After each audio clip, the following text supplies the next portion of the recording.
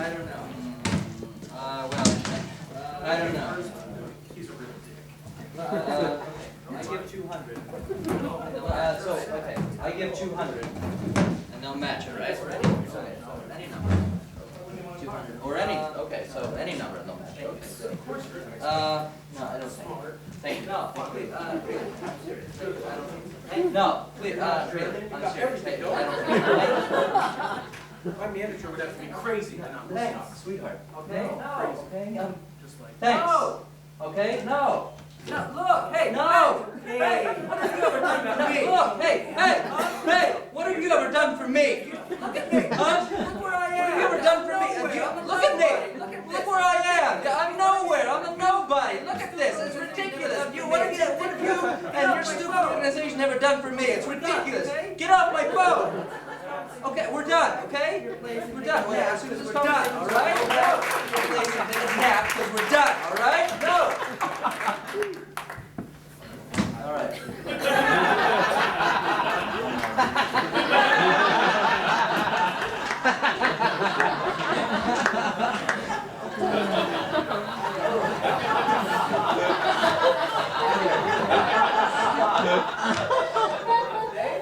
Gentlemen, thank you for coming in today. So be assured that to make this as quick as possible. So be assured that Sounds great. we will settle this thing as quickly as possible. Exactly what Sounds are you great. prepared to offer my Tell me, client? exactly what are you prepared to offer my client? Well, we have a figure that we are prepared to do. Okay, so any number. We think you'll be very pleased. Thank you. Thank you. No, Gentlemen, please, I'm sorry. really, I'm serious. Thank you. I don't think so. Thank you. No, gentlemen, I'm sorry. My client has had irreparable, and what's more, unfixable. My client has had irreparable, and what's more, unfixable damage done to him by your company. No. Damages that will last the rest of his pathetic, tear-filled life. Damages that cannot be fixed. And $15? I'm sorry, gentlemen, it's going to take a lot more than $15 to shut us up. You're going to have to try a lot harder than that. Your stupid organization never done for me. I thought you might say that. So. Get off my phone. We have another offer. We're done, okay? We're done. As soon as the competition's over, go back to your place and take a nap. We're done, all right? $15. That's deal. No, deal. Gentlemen, I don't think you understand the enormity of this situation. Because of the actions of your client, your company, well, among other things, my client has lost the sense of smell and apparently hearing. Do you know what that's like? Do you know what it's like to not be able to smell or hear? Let me show you something.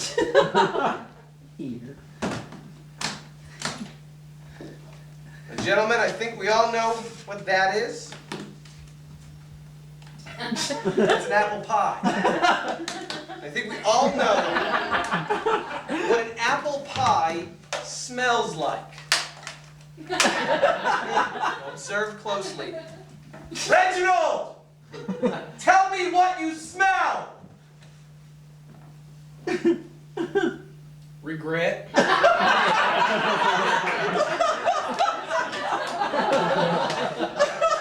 That's right. Because of the actions of your company, all that my client can smell now is regret.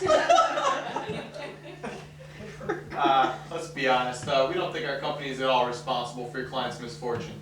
The $15 was more or less a gift. Yeah, and the soft pretzel we never intended on following through with. Not responsible. You're not responsible. Gentlemen, my client lost the precious sense of smell because of direct exposure to your product. I'd say that makes you directly responsible. Well, let's get a few things straight here, Mr. Cornbread. Our company doesn't exactly make a product, so there's no product to be responsible for. Our company disposes of nuclear waste, so I'm not exactly sure what product you're talking about. That's exactly what I'm talking about, gentlemen. The nuclear waste. The nuclear waste that my client was exposed to because of your company's negligence. Your client wasn't exposed to nuclear waste, sir. He drank it. About 3 liters of it. 3 liters of used radium completely of his own volition. We were hardly negligent. Well, tell me this then. Why was there no warning label written on the waste container? Warning about the potential dangers of the product. Let me say again that it was nuclear waste. I mean, the sheer mention of those words should indicate to anyone with a functioning brain that it's dangerous.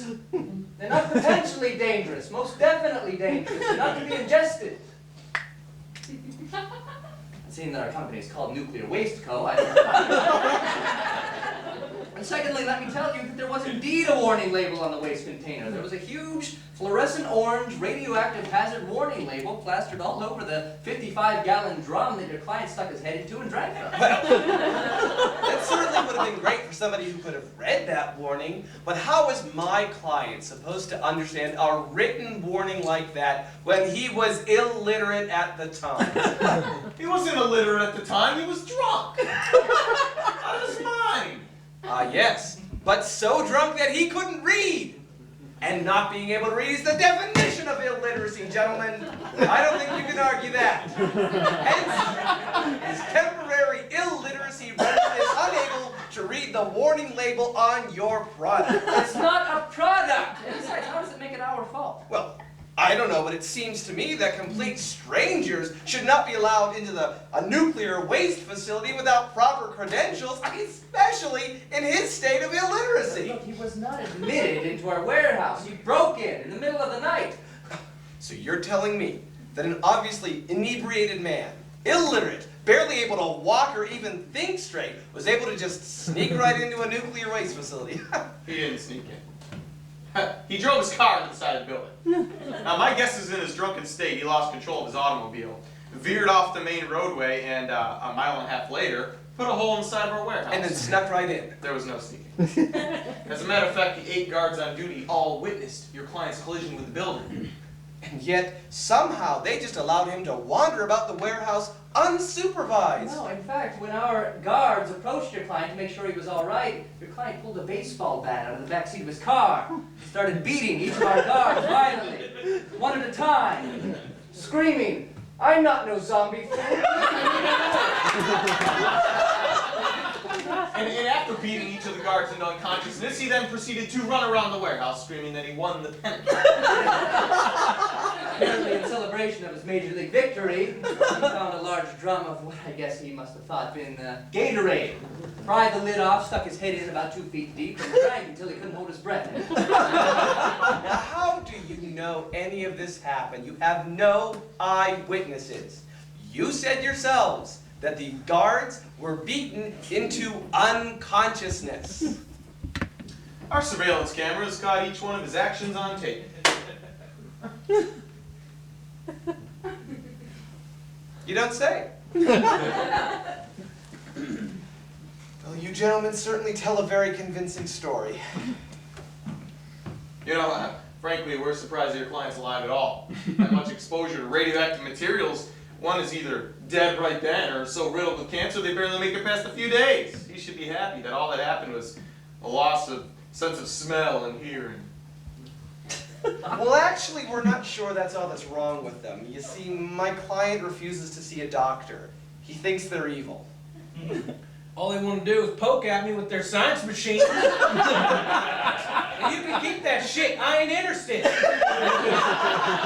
You see, my client has become increasingly concerned of late because for the past few days, in addition to the loss of smell and hearing, his heart stopped beating and he's defecating his own body organs. And yet, still alive. Amazing. Truly amazing, but I don't see exactly what you want from us. I think it's clearly been proven that we're not responsible for your client's misfortune, so what's left? I think, as this man's lawyer, it's your responsibility to withdraw this case to avoid any further embarrassment. And for goodness sakes, take him to see a doctor. Oh wait, no, wait a second. I'm not as. Is that what this is all about? You think I'm his lawyer? Is that what this is all about? Yes, you're not his lawyer. Oh Lord, no! I thought that was clear.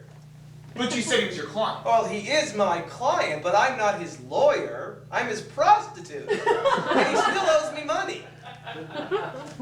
So what do you say? Can you give him a little something for his troubles? Well, I'm sorry, Mr. Cornbread, we just can't. All right.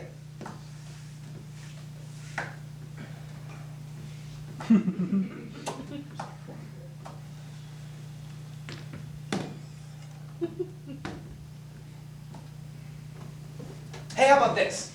Well, seeing as he owes me for 2 blowjobs, and your company probably owes him like 50 for all the cancer he probably has, why don't the 2 of you just give me a blowjob and we'll forget the whole thing? What do you say?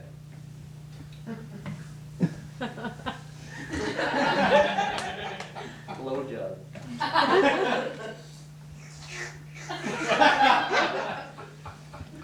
Eric Estrada. Mr. Cornbread, you got yourself a deal. Come on, use my office. Do you think I can still get that soft pretzel? No, I'm sorry, that's out of the question.